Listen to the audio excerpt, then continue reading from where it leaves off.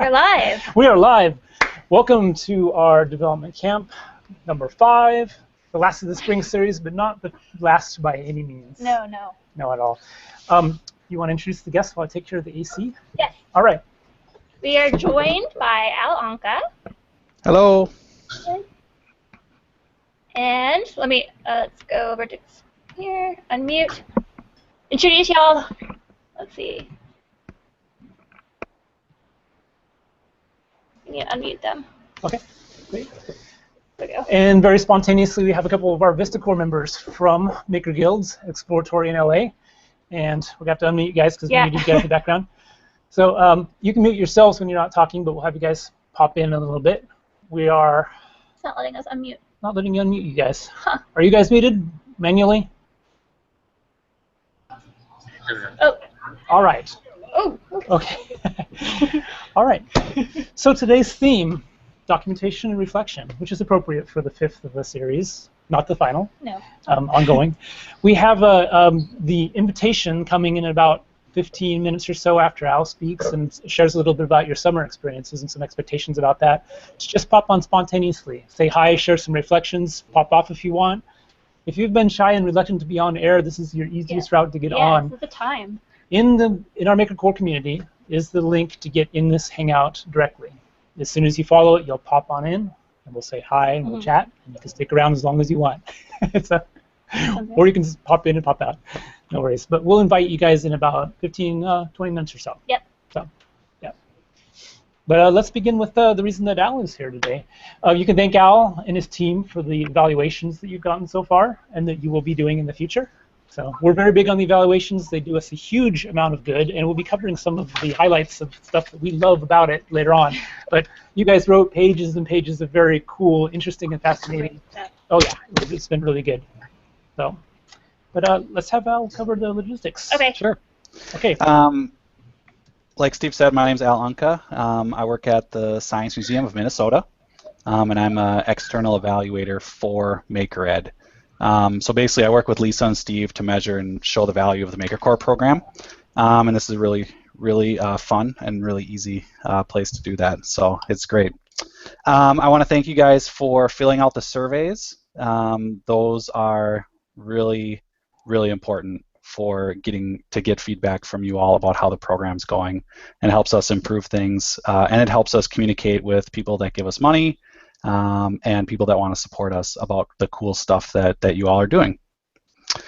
I want to talk today about another way that we need your help in addition to the surveys.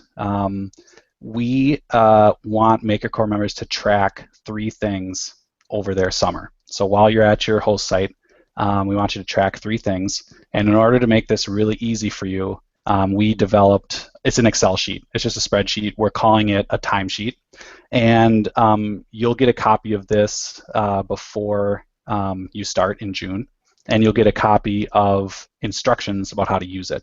So that will be comprehensive. It has an email address on there that you can email if you have any questions, and we'll help you fill out the timesheet in the appropriate way. It's really easy to do, but every site is different, and so if your site is a little different and you have questions about how to do it, you can just email us. You don't have to worry about it. So I want to talk about the 3 things that we want you to, I'm holding up my fingers, but you can't see them. The 3 things that we want you to track. The first one is direct service hours. The second one is number of people served. And the third one is how many of you are working together, kind of like teamwork. So again, you're going to get a document that explains how to do this in detail, but the simple explanation is direct service hours are just the number of hours that you work with your audience. So that could be program members, it could be people who are coming to a museum and dropping by a table. Whatever your audience is at your site, you're going to count how many hours you work with them each day. So if you're doing a 2-hour camp on a Thursday and you spend 1 hour planning for it, 2 hours doing it, and 1 hour cleaning up, your direct service hours are 2 hours, the 2 hours that you are working with your audience. Number of people served, this is an estimate. There's no way to be exact about this. We recognize that this is hard to do, but it really helps us to communicate with funders about how many people Maker Core members are reaching during the summer, and it's a big number.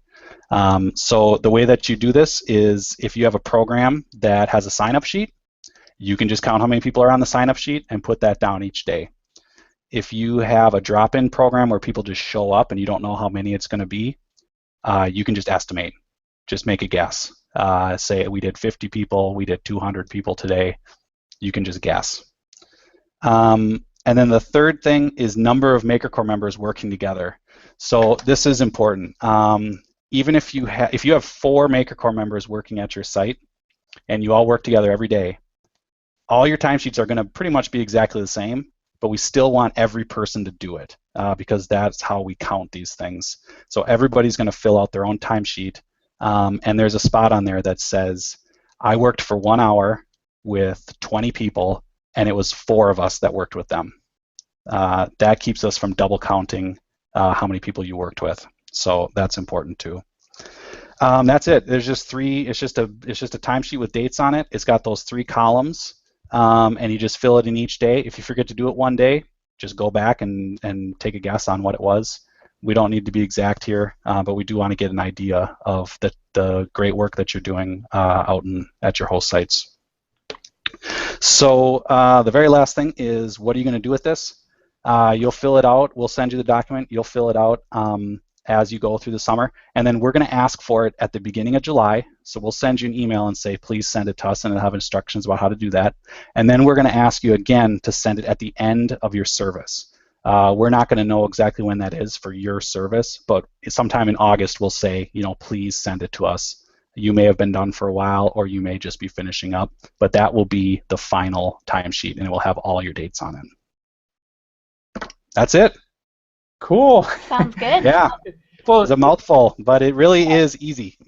Well, we reveal some amazing things about the impact of this program and just how far-reaching it can be. For example, last summer, I believe the impression of the number of people served was close to 90,000. Oh. Yep. Yeah, it was a big number. And when you actually do the math per site, many people per day, repeat visitors, all those things, the impressions that it makes, that's quite a few people to actually have a direct impact on, make an impression, have an experience for during the course of a summer. That's 90,000 possibilities for getting somebody really hooked, 90,000 possible memories for a child to have to decide what they want to do with the rest of their life. And I expect, based on our number of host sites this year, that we'll have even more. So it's quite remarkable, really, how quickly these numbers scale. We wouldn't know it if you didn't actually tell us, though. So please keep some accurate and good guesses at least. But yeah, it's an amazing impact that you all will be having collectively out there. Yeah. Cool.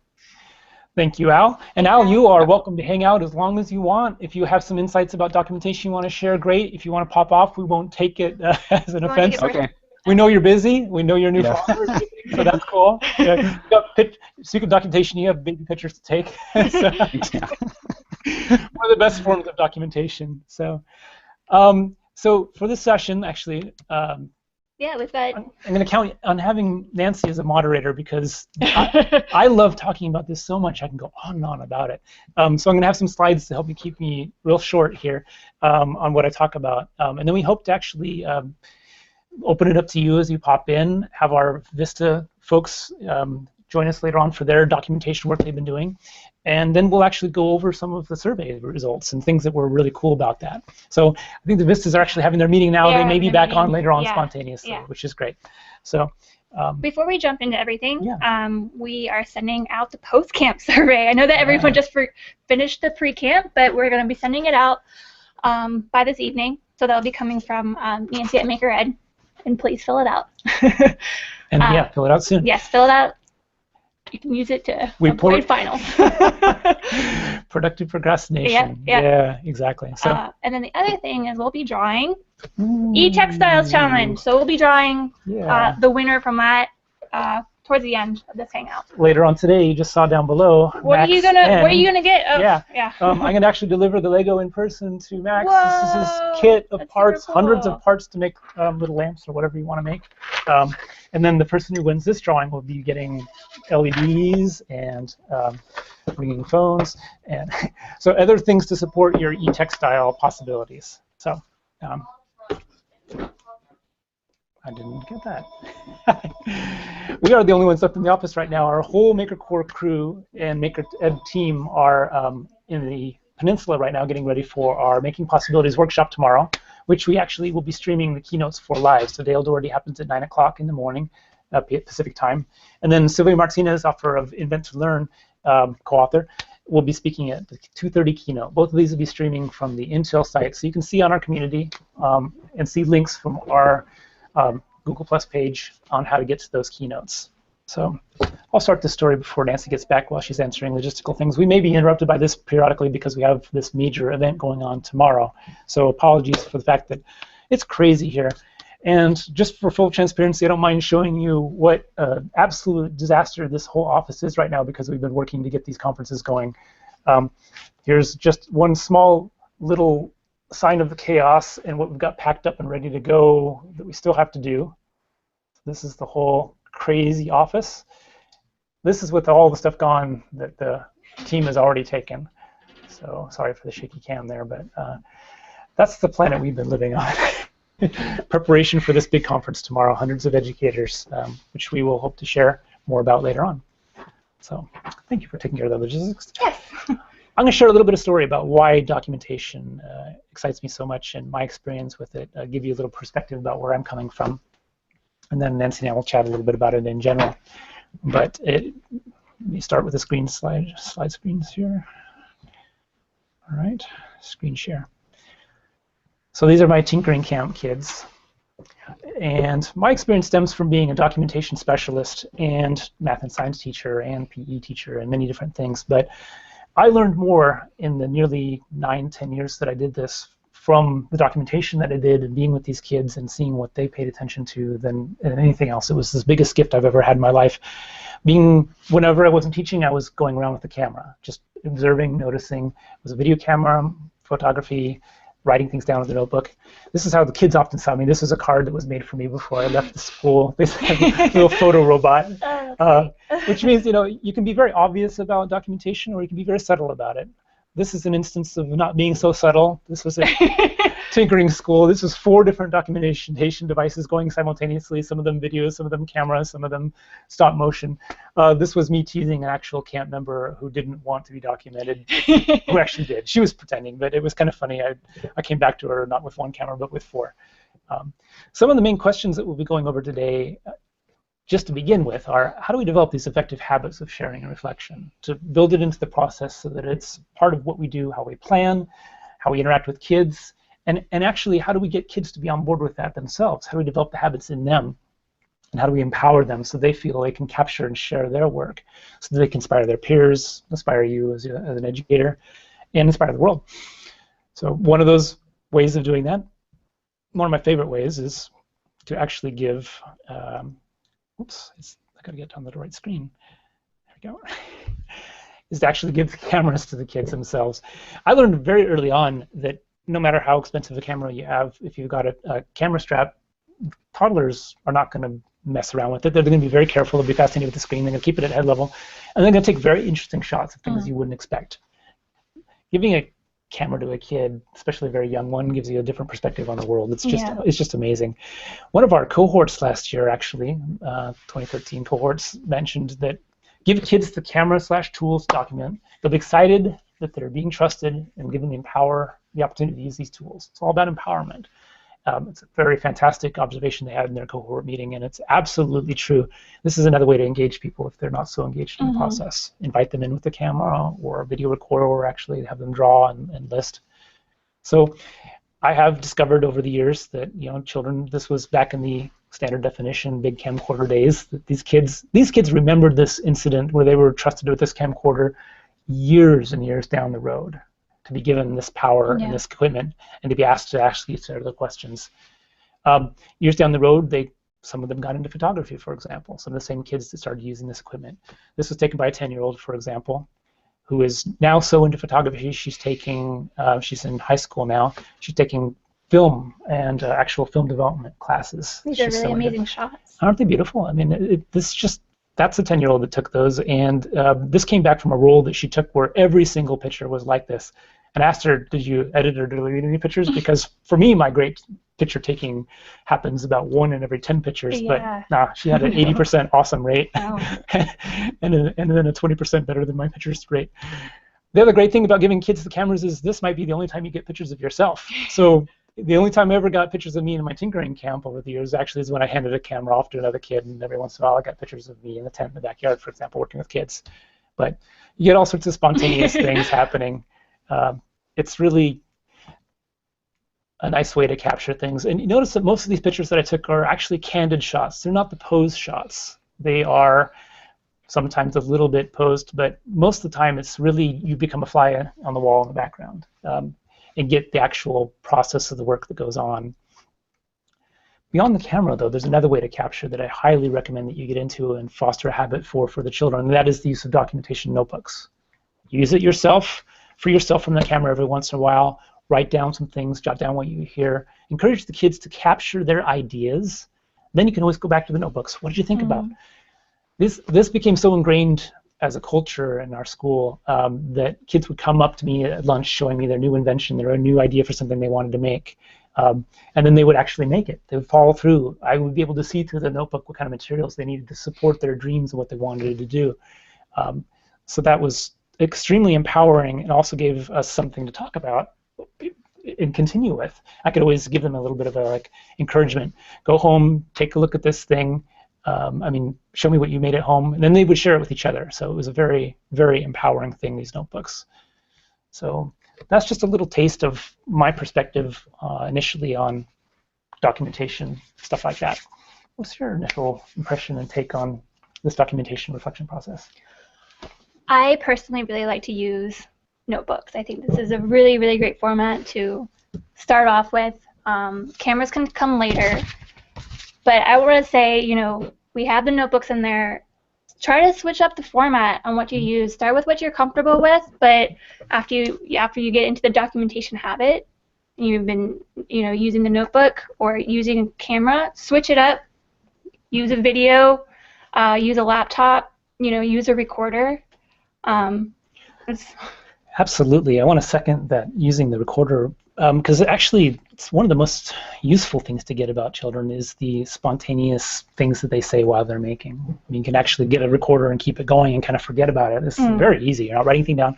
But if something happened, you can go back, scrub for it, find it, edit that thing. If you do a production or a slideshow or something, having that children's voice at the moment of discovery, or it actually might reveal things that you didn't expect or didn't hear the first time. So it's quite remarkable. So give yourself some time where you're just recording the audio. Yeah, and the recorder, it's something that's not really seen. You can sort of just place it there, and that will sometimes if you put the camera out there, someone might be shy, that's or true. You got people sort of performing for it. So the recorder is a really great way to just sort of capture the moment. Yeah, and you can be subtle with the camera. If you happen to get a camera that has a screen that tilts, you can get it down lower from your face. You can kind of have it down lower from the table. A lot of the pictures I take from the perspective of what's being made. You get down below it, and then you've got this foreground thing of being made, and then a really cool face in the background, for example. So that's one way of going about it. If you ever get your camera phone, you can get your camera kind of down at the base of the table and kind of glance at it. But another thing to use about the camera attention is that if a child is mugging for the camera, you simply just kind of move it away very subtly. You don't react, keep a neutral face. Don't give them any sort of encouragement in a sense if you don't want that sort of picture. You just point it somewhere else. They get very quickly adapted to the idea that you're pointing your camera towards work that's being done in process. Yeah. And don't forget to take pictures of what they're writing in the notebooks. That's right. And scan it. Yeah, I love those. Absolutely. We noticed in your survey, more than a few of you actually noted that you're going into English backgrounds, which is really exciting, and that you're interested in the literary aspects of making. This recording in the notebooks is one of the very direct routes into that, even though that writing and literature and storytelling is all extremely valuable forms of making that we think are on par of any of the STEM fields in arts as well. So yeah, these notebooks are a great sign of that. I just want to remind, we've got 8 viewers right now. I just want to remind people that if they want to come on, they can go on. Now's the time. Now's the time to pop on. All right. Well, yeah, we want to try this as kind of a spontaneous experiment. If you're out there and you haven't been on before and you've been a little bit shy about it, pop on, say hi, share a few thoughts about MakerCore, pop off, whatever you want to do. We'll open it up. The link to get into this Hangout right now, even though there's a little bit of a time travel lag going on here, is in our community. So when you get on, you'll want to mute your stream so that you don't have any sort of... Yeah, like what I did earlier. yeah. So join us. Yeah. And if you're shy and you don't, we understand. Actually, okay. This week is fine. What we discovered in trying to get people on air was that this is finals week, the week after finals week, the week before finals week for the vast majority of folks, 70% of everybody. That's our main MakerCore audience. We understand that. Yeah, if you're shy and you don't want to come on air, we're still on the Q&A in the YouTube comments, so you can provide any comments or questions on there as well. Absolutely. Yeah. So while we're waiting for that, I think I'll tell a second little story here, just for fun. Sorry, it's kind of allergy season, so I apologize. I'm itching my nose here. I like nothing like an itchy nose on the air, but thank you. Thank you. I'm gonna be sharing the screen here real quick. So good thing I get to share slides here in a second. Take a little nose break. All right.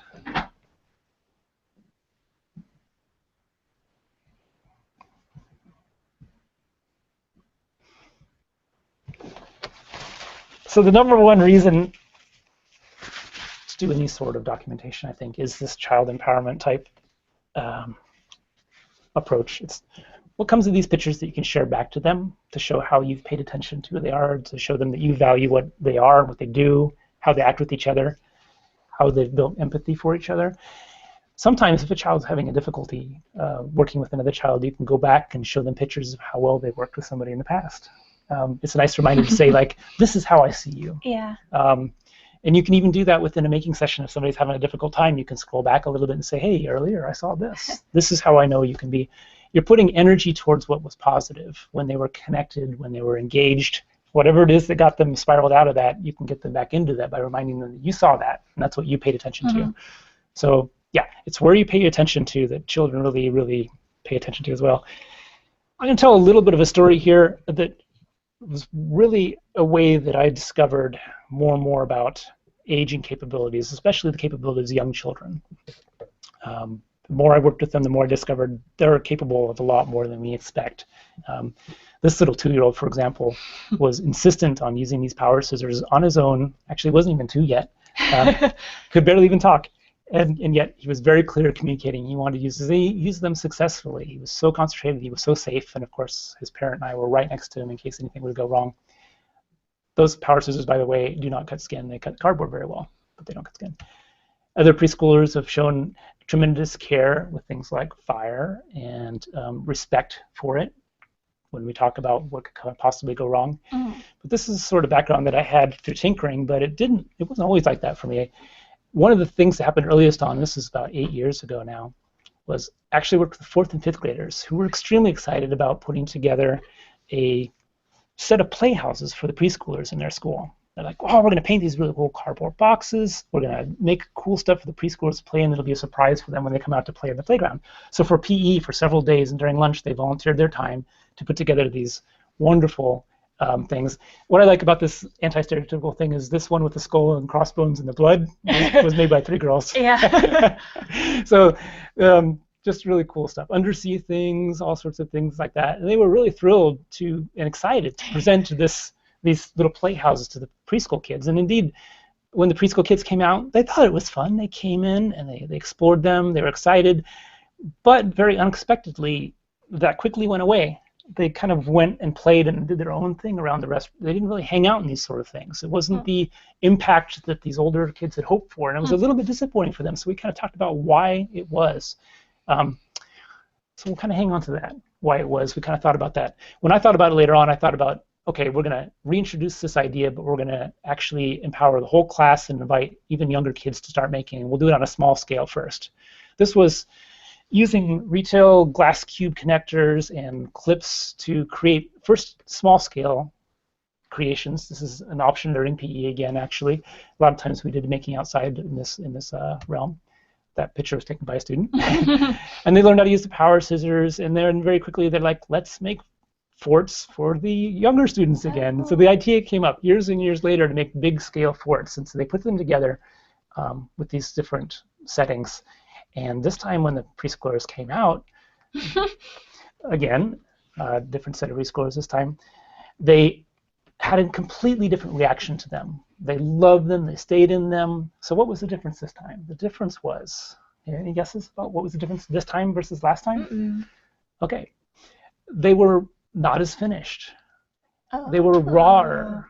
And not only were they not as finished, right off the bat, by their very nature of construction, with the clips, by not being painted, by not being anything certain, they became anything that we wanted them to be in their imagination.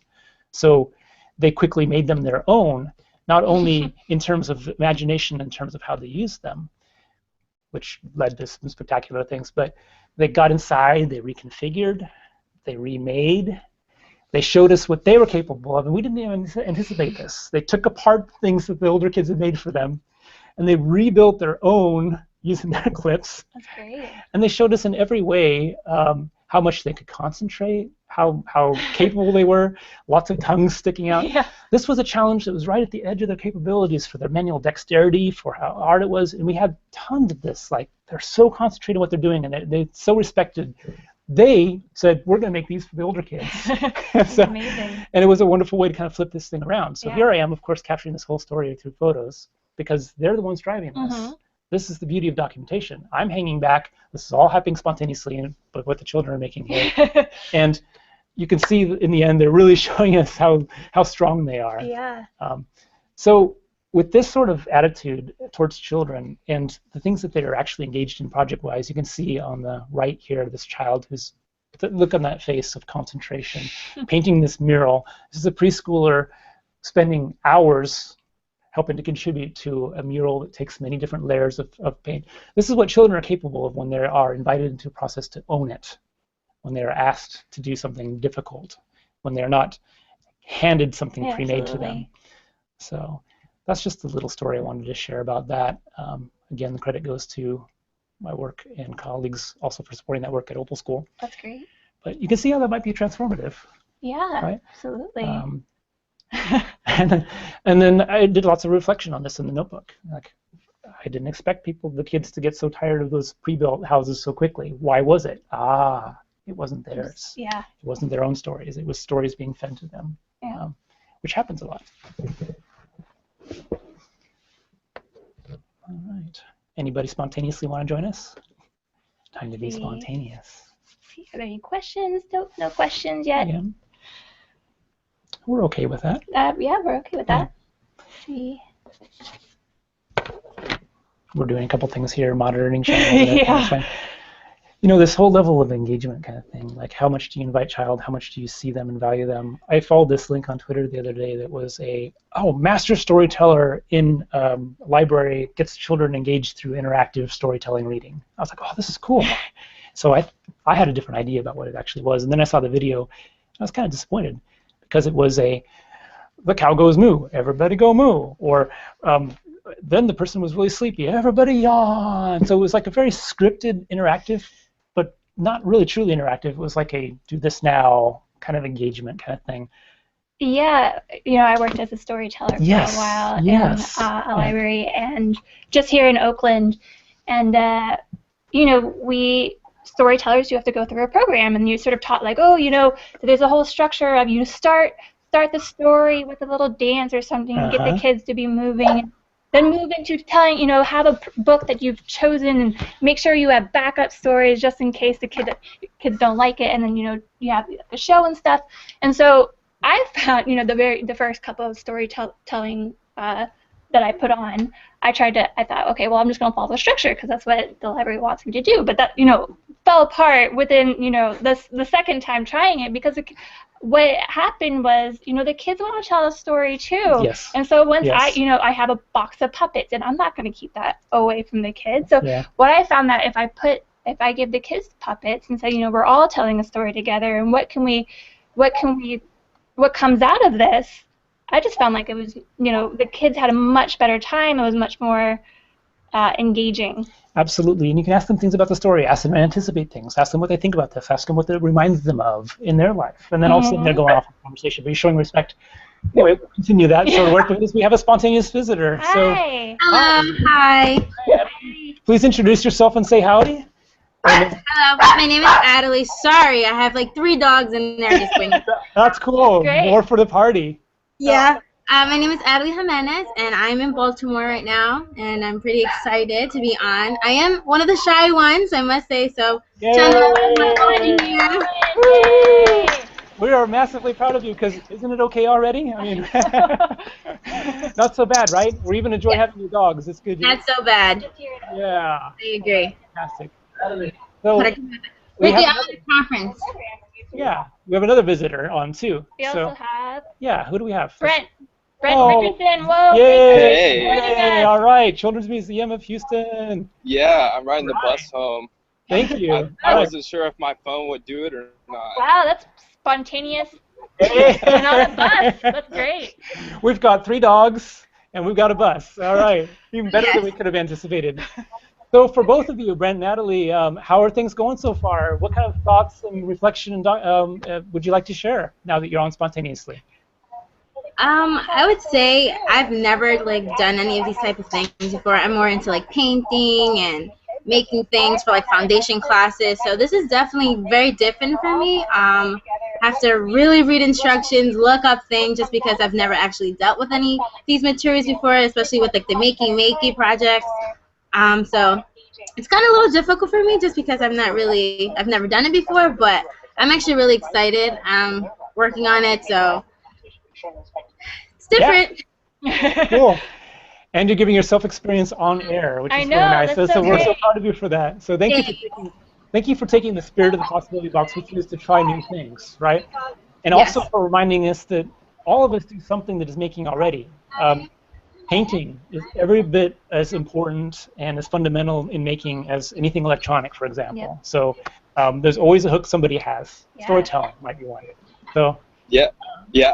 I too come from an art background, so I live and die by my documentation, and you can never have enough. And I always feel like I have enough, and then someone will ask me a question later, and I'll realize that I didn't get it photographed or videoed or whatever it was. So I think from a host side perspective, I'm trying really hard to give our makers an outlet to do that, so that when they look back and want to have something to show a potential job person that wants to hire them, or a school, or just a friend to get them involved in the making, they'll have all of it documented, and it'll look legit, and it'll tie back to us at the Children's Museum. So they will, not just have the documentation, but they'll have us kind of backing them and supporting what they've done.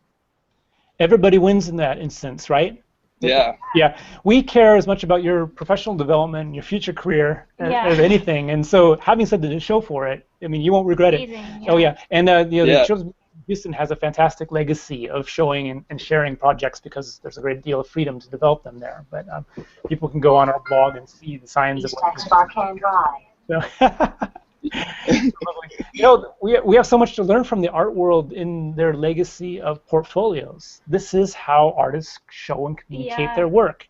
And even then, though, oftentimes it's more portfolios based on the final product rather than what went up to it. Yeah, so that's what I'm writing I think about the right maker now. portfolios are a little bit more emphasizing the process as well as the final product, if there is one, for example. Right. So, but do both the Adelie and Brent, do you guys have artist portfolios coming from an artistic background? Yeah, I have a website, and that has videos of the making process and, of course, photos of installations and galleries and different things like that. And I've had a few different iterations, and yeah, you're never happy with those things. So it's just about getting them put up, and then you can always go back and fix them later or try to fix them. That's cool. Adelie, how do you like to share your work? What's your favorite form of documentation? I actually like just giving a hard copy. I actually like to feel the texture of my artwork, or like actually see like each detail. I do have a website where you can see my artwork, but I actually like hard copy. I like you to see it in person, touch it, feel it, observe it. Wow. That's great. That's a really good point, actually. And if you ever want to impress an employer or potential employer, send them a handwritten letter or a handwritten or an actual physical thing, representation of your work. Yep. Print it out. You'd be amazed now that the Gen Xers are rising as the primary employers. We are extremely nostalgic for the handwritten letter. It just doesn't happen very much. Yeah. So that and a hard copy of your work or something that's tangible. I've actually seen several people in the maker education industry get hired at a very competitive positions because they sent a three-dimensional physical resume in a form. So it was just spectacular, one that I got to see. And I know hundreds of people who had applied to this maker camp position, for example. And the heads of this camp showed me the winning resume, which was a three-dimensional construction, with all sorts of little things to open up and discover. Awesome. Just the kind of stuff that we see on the community all the time, actually. So it's like you can use your possibility box as a three-dimensional surprise resume builder of some sort. So how are you guys feeling about your positions going into summer? I know, Brent, you got people that will be starting at your place how soon? Oh, you're outside? On Monday. Yeah, we got. Yeah, I just got in my car. So yeah, they start on Monday. So I'm really excited for them to get here. Oh man! So I think one of Let our me fix my hair. It's kind of windblown. Yeah. Thanks for keeping the spontaneousness alive in this. So we will actually have your site on this summer for development camp as a whole site. We'll figure out which site your whole team can make it.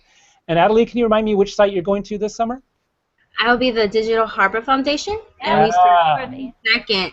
Oh, absolutely. Yeah. What a great team. I know, I love it. I don't know. We can spend too much time saying how much we like our Maker Core sites, but we really do.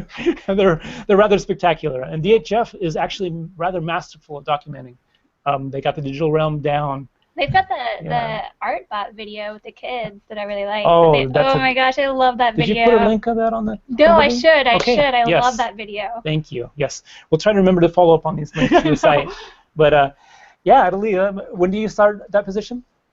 June 2nd, so I'm really looking forward to it. I'm really excited about it. And Stephanie's so great, and her husband is so awesome. I'm always in contact with them. They're really awesome, so I'm pretty excited about our team. Yeah. Well, I look forward to seeing your documentation and hearing more about your reflections. So, do you remember, Adelie, did you fill out a pre-survey, one of our forms for the camp? I did get the email that you sent me about the survey. I did fill out that survey. I'm not sure if there's another one that came after that. Oh yeah, there's a follow-up one that'll come tonight. But we just have things to share. Do you remember what it is you wanted to get out of the development camp? What you wrote down before this 5 week happened, and we'd like a little mini reflection from you right now. Yeah, not to put you on the spot or anything, but do you remember what you wanted before the camp versus now, a whole 5 weeks later? I said that I wanted to at least use everything that's in my possibility box, just to get familiar with it, just try new things, and just be able to create new, I guess, projects so I can help the kids out in the camp. And I'm really looking forward to it, and I want to be really, really familiar with these materials so I can actually help them out as much as possible. So I'm looking forward to that. Actually engaging with the kids, actually learning from them, because I'm sure they're going to be teaching me things that I've never knew about. So I'm looking forward to that, definitely. Absolutely. Well, they've been the best teachers in my life ever by far. Maybe you said, I will be disappointed if I have not blank by the end of the Maker Core program. Used everything in the possibility box in some way. Done things that surprised my host site and the community. Found a way to continue working as a maker. That may have been you, may have been somebody else, but we had a lot of that sentiment of wanting to use everything in the box, which you have the whole summer to do, actually. Yeah. Oh, yeah. Well, that's a big box to get through in just 5 weeks. So. Yeah. I definitely agree. I'm wondering if Brent or Ed, if you guys, Adelie, if you've been able to share anything in your box with somebody yet. Share any of the components with somebody else. I actually have. There's the Lego piece that I started with, and I actually got my boyfriend and I was like, hey, let's try to do something. And he was like, okay. And when I pulled out the box, he was like, whoa, like this is a lot. And then he's immediately touched the Lego thing, so that's what we started with. So I'm starting with him, and then my dad, he saw like all these little wires that were in my box, and he was like, he's a construction worker, so he's like really into those kind of things. So he was like, I want to do that. I want to help you with that. So that's probably tomorrow today. Aww. We love hearing that. Yeah. That's the intention of the possibility box. You know, a similar story with my parents. I sent them a subset of the possibility box, and they were also doing the Nova Making Stuff series, so they had a bunch of parts they had been working on in the museum. And we had a talk on Mother's Day, and maybe they're on right now. Hi, Mom. Hi, Dad. We ended up talking for nearly an hour about art bots. Oh, that's great. My parents had been watching the community. They're on the community, and they love it, by the way, guys. Thank you. But they had all these ideas. It was like all these possibilities kept percolating about sound bots and art bots. That's where you get all your ideas. It's another example of how influential you can be as an adult or parent or educator in somebody's life. But it's that shareability of the box that just gets people to like become a kid again. I really love it. So I took the Makey, and you know, a lot of people, everybody loves the Makey. It's cool. Who doesn't want to play drums with a bandana? You know, we love to abuse fruit with the Makey. But a lot of people don't know exactly what's going on because it's kind of it's not as open as a lot of things. Like in the Arduino, you can see the code and kind of see what's happening. So I found a library that basically allows you to turn the Arduino into a capacitor sensor. So I was able to show some people kind of what is going on in the Makey with the Arduino, and then do the same thing. So it was pretty cool to be able to share that, as the Makey was kind of the jumping off point to then get into like, hey, this is what the code's doing. Oh, code's important. It's not that confusing. If you can speak a sentence, you can write code. Like, if this happens, then this happens. And it turned into a whole lesson on capacitors and, you know, what's your body doing in the thing? Why do you need to be on the ground? How come in the Makey you have to connect the wire to your wrist or to whatever's touching it? So I think, yeah, there's definitely a lot of cool possibilities. Yeah. The cool thing about the Makey is that it actually is an Arduino. It's a Leonardo Arduino. Yeah. And, you know, it's the process that actually uses this high resistance switching. So there is ability to use capacitance sensing, which is one way to do touches. But with the resistance switching, you get a whole different way of switching. And so that's the subtle distinction. But the part of the reason it works so well is that in software, it actually does filtering of the signal that it gets to take the place of a whole bunch of hardware, which makes the Makey more effective and actually makes it more able to sense things through this high resistance changes. So actually there are passes and things built into the software. So really from a physics standpoint, it's really quite remarkable. But then you can also do capacitive touching, which tends to be more binary, so, and also effective. So that's a really cool insight, though. You can turn the floor into something that's similar to a Makey with capacitive. Yeah. Looks like we've been joined by us. I don't know. We wonder. Oh, surprise! You guys are muted, my friends. What's There's a lot of up? activity here. Who would have guessed? I know. Where are you guys, and why aren't you here? Because We are at a lovely community center. We're recording live from Redwood City Community Center. Yes. Because we are here with our AmeriCorps. Yes. Cool making activities. Oh, what are they doing? What are y'all making? What are they making? Yeah. They're making possibilities maker ed sign. Yay! Cardboard and paint. Maker Corps, everyone say hello. We're getting ready for an amazing workshop tomorrow, and our visitors are helping us out, and we wanted to just chime in and say hi to all the awesome Maker Corps members out there. Thanks guys for popping in. I'm so glad. Yeah, put yourselves on the background and just hang out. We'll watch you guys do. Mute us so that we got a lot of noise going on back here. But. Yeah. We'll meet you. Thanks, guys. Thanks for popping in. That was fun. It's a nice little surprise. Yeah, we have a nice little family going on here. The cool thing about our vistas, which are kind of like, you can see them as year-long Maker Corps members in a sense. They volunteer, they get a stipend from the government, they get an award to help them with education or payout with money. But they're in a capacity to help organizations document, keep up logs, be in that capacity of really doing a lot of documentation work. So that's a nice skill to develop and an option for you Maker Corps members, actually, if you want to look into a year of service for your country through the AmeriCorps Vista program. we got outlets for that. So let's take a look at what they're doing. Tomorrow morning, go ahead. Oh, no, just saying they're building stuff. Yeah, tomorrow morning we have that big conference at the Intel headquarters in Santa Clara, and one of the first impressions our educators will have when they come is this huge amount of cardboard and paint, and a big old sign that says Maker Ed and hashtag MPW 2014, made with stacked boxes and cardboard tubes and stuff like that to invite them in to the whole painting and making with cardboard process. Then we have smaller scale stuff that we were building around the watercolor micro art bots that you've seen us prototyping. So that's the first hour of the day. The very first part of the conference is people making stuff. They'll also be invited to actually customize their badges with a whole bunch of crop materials and LEDs and things like that. But then we have breakout sessions, and we have another middle of the day possibility fair, we're calling it, which is really just 2 very big chunks of time where they're actually making in this conference. I think it's a great way to start the day. Yeah.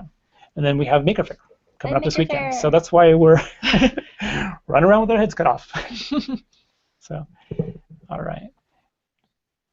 Any other thoughts about documentation and reflection for our brave folks that have joined us spontaneously? We've got them all muted. Well, I got them all muted, so we're we have them trained too well.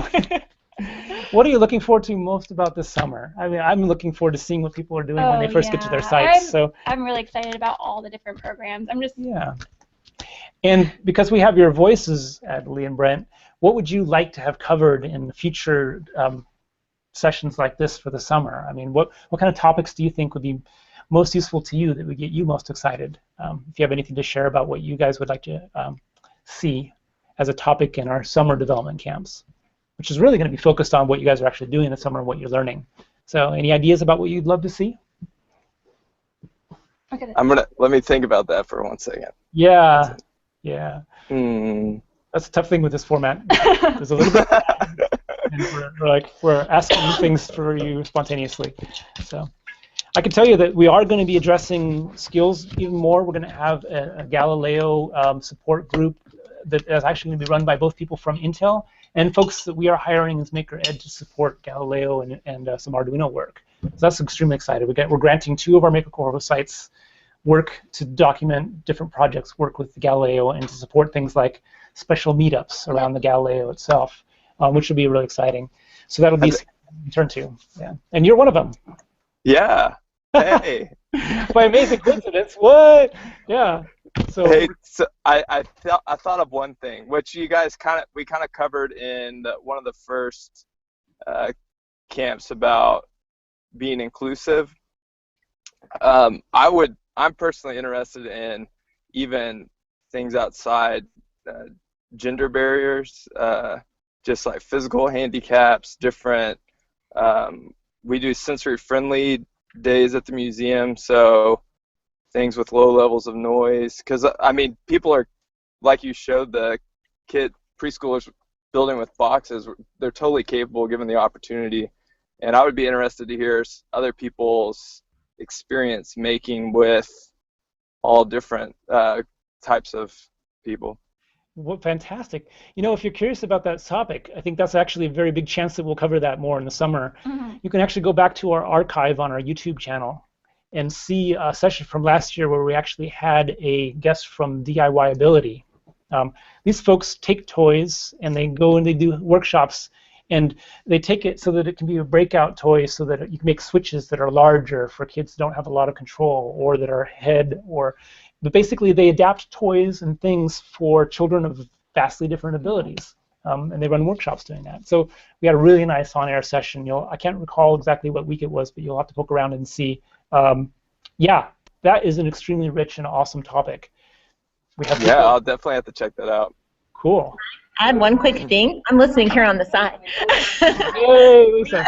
I thought the other really cool thing about that session we did last year was some folks talked about the Makey Makey too as a tool that physical therapists are using. Because it allows such a really hands-on, application of a keyboard. If someone doesn't have the ability to type on a regular keyboard, they could still be able to communicate with a computer, but in a, with physical objects through the Makey Makey. And so it was really interesting because they were also talking about just doing a lot of trainings for physical therapists using the Makey Makey, and that a lot of them were getting into it. And I thought that was really, really interesting too. Yeah. We can investigate this more and more, and that's a really good point. And it fits really well with our theme of this week for project work, which is the connection of the digital world and the analog, which the Makey Makey exemplifies. I mean, when you think about how young this thing is, the Makey Makey, and how pervasive it is now, it really shares this idea of how awesomely excited we all are about digital things, but how much we want it to still touch stuff. Yeah. And how important it is to still touch stuff, no matter how deep you go into the digital world. So. Yeah, that's what we're here for. There's all sorts of forms of making. Thank you, lurking Lisa. Oh, wow. This is fun. Al, are you still lurking there? I'm wondering if you have any insights on your documentation work, anything that you've done. I'll let you think about that if you're still around and respond. How are we doing on the survey stuff? Is there anything that you had marked to? We were prepared to just kind of share some highlights on the survey if nobody actually joined us. Do we want to get into it? Because I think we only got just a few minutes left. We actually only do. This would be the call to questions and comments from anyone. And there's still time to hop on. So if you're seeing the fun going on here and you want to just say hi to everybody and say that you did it, you popped on. It's a Oh, I had a quick question about the survey.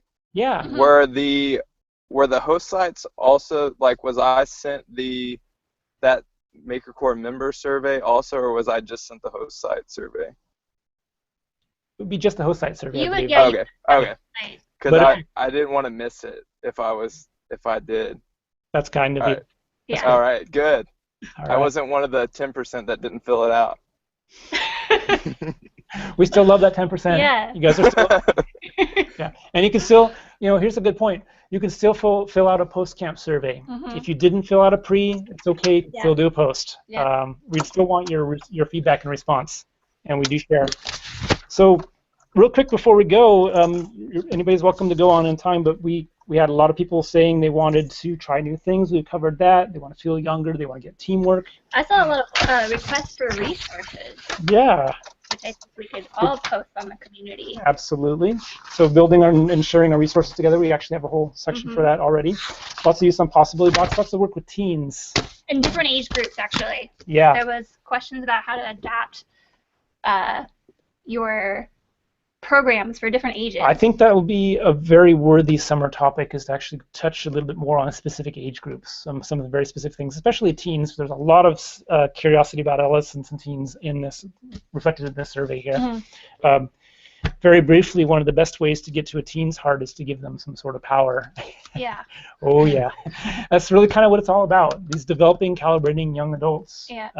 If you set the tone right off the bat with these teens, that you see them for valuable, awesome contributors. Oh yeah, you might surprise them. If somebody's goofing off, you'd be like, hey, I see you got a lot of energy. Can we use you for this very productive thing? Yeah. And wow, you're really funny. Can you tell us a story with that energy that you are using at the moment to disrupt the class, if it's appropriate? But you can also put your attention towards people that are, actually doing something that's a little more productive and helpful. But yeah, teens, give them power. But we've got much more to say about that. And we'll actually be hearing much more from you guys, because you'll be the ones working with them this summer. We have teen maker spaces. We've got teen programs and libraries going on. We've certainly got teams that come in on camps. Teens are amazing. Talk about capabilities. We were talking about preschool capabilities. Document the things that teens can say, and they will out-articulate many adults. Absolutely. Yeah. Ask him. Many children actually give him a chance to speak. So capture those. Share.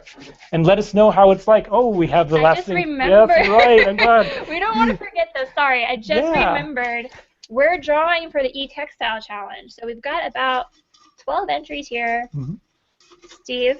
Okay. Do you want to go for it? I can get my hand in here. Who's going to win? Who's going to win? It's this random piece of paper I have right here. Oh. Paola Cervantes. Oh, she made the cat dun, sack. dun, dun, dun. I love that. That's awesome. The cat sack person. Thank you. I was wondering if it was going to be Adelie because last time it was somebody who was on air, but that would have been another funny coincidence. Yeah. So congratulations, Paola. You are going to be getting a package in the mail, or maybe we'll find some way to deliver it in person, like I'm going to deliver Legos later on today, because we're kind of slackers like that. But yeah, and we'll have another challenge this summer because it's fun to put together these sort of things. I know, that was a lot of fun. Yeah. We have a very official day. Woohoo! Woo! Yay! Right. Okay. Okay, I think that's a good way to go out. I know. So, thank you for joining us spontaneously. It was super fun. Lisa, are you there still? All right. Hi, Lisa. I'm actually here with Erin. Erin from the Lighthouse Charter School in Oakland, and both a MakerCore and AmeriCorps Vista host site. Right. So. Thanks for joining us. That's right. And actually. Oh, look at that! Oh. We have a MakerCore member. Yeah, there we go. MakerCore member. Yeah, that's Becca, who's our events coordinator, also MakerCore member for going to be the exploratory down in Lighthouse. Excuse me, Lighthouse with Erin. Sorry. So many people in my mind. Oh, Brianna, administrative assistant. Let's say, yeah. So more MakerCore folks there to say goodbye to. Fantastic, thank you. They're muted, so. Yeah, and our Vista's in the background, Jeremy MakerCore member, so you can all see that. Thanks, guys. Thank you. So actually we used this picture that we showed earlier of a child using a camera is actually Erin's daughter. Oh, she's adorable. Let's show that picture again here because she's just too awesome. So 1, 2, 3, this is a good way to go out. The moral of the story is give your cameras to kids because they will take amazing pictures. Where'd it go? Oh, wait, you need to click on our face. Right here. Oh, there we go. Yeah. There we go. Oh, my gosh. Oh, give cameras to kids. See what they do. Especially Erin. Yeah. All right. All right, with that. Thank you for hanging with us on the bus in your car, Bryn. Adelie, thanks for being on spontaneously. Thank you. And next, can you show us your dogs real quick? Okay, hold on. Tiger, come here. Gotta go out with some dogs. This is Tiger. Yeah. Hi, Tiger. Vanilla, Chloe, and then the other ones are coming. Nice. Come here, Chloe. This is Chloe. Come here, Chloe. She came. You can practice your documentation skills on dogs if you don't Okay. All right. And Vanella's really old, so it takes her a long time to get down here. But she's excited to be on. That's cool. Our first MakerCore member, dogs. Yay! Dogs are part of the family. All right, it's getting hot in here. Like right. literally, it's like All about right. 80 degrees. So. Okay, bye everybody. Bye, guys. Thank you. We'll see you guys after you started your positions in the summer for our first summer development camp coming up. And see you on the community. That's right. See you on the community. Keep it going and join us for the keynotes tomorrow. You can see the links on our site. So, all right. Bye everybody. Bye. See ya. Bye.